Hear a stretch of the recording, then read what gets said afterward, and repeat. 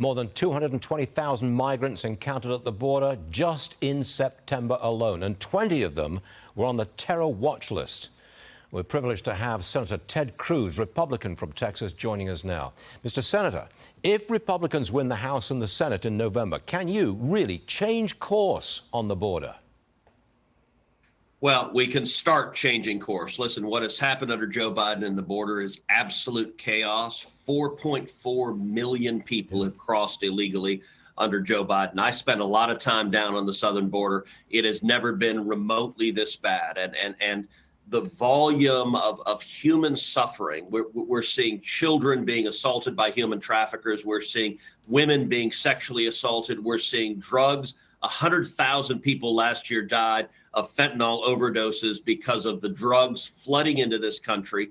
And all of it is because Joe Biden and this administration refuses to enforce the law. You're showing images of people coming here illegally. They turn themselves in to the Border Patrol agents, and Biden turns around and lets them go. That's why they're coming, because Joe Biden and Kamala Harris and the Democrats won't enforce the law. The good news, Stuart, is we're going to have an election in 2 weeks. I think we're going to see a red wave. I think Republicans are going to take the House. I think we're going to take the Senate.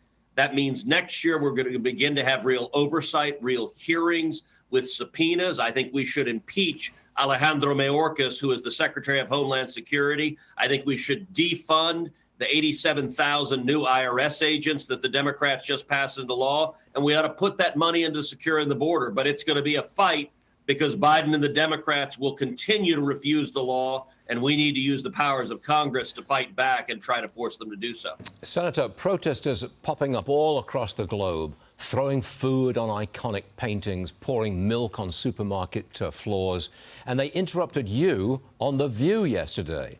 Forgive me, Senator, but I got to run this again. Roll that tape. Inflation has one cause and one cause only.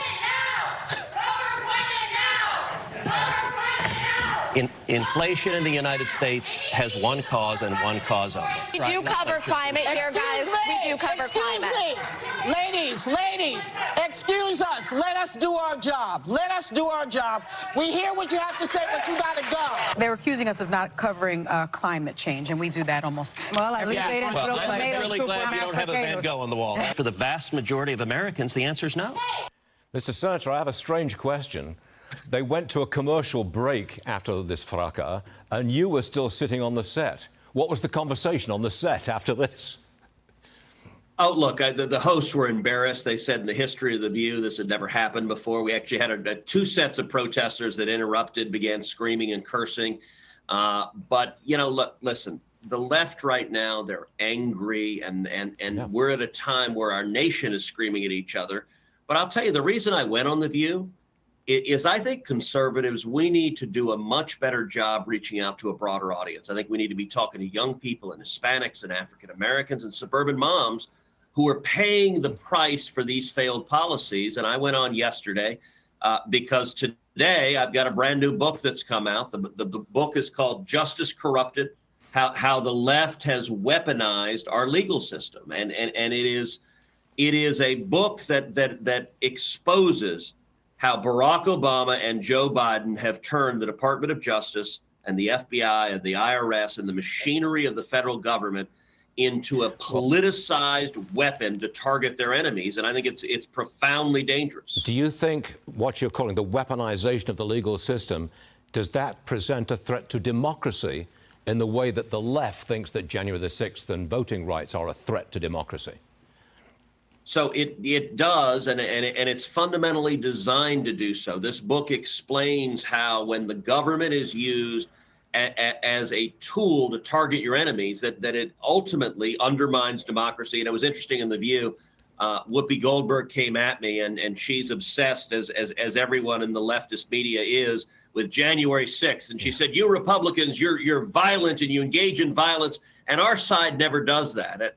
And Stuart, I actually had to laugh. I said, you know, did you miss Antifa? An entire year of Antifa riots, cities burning?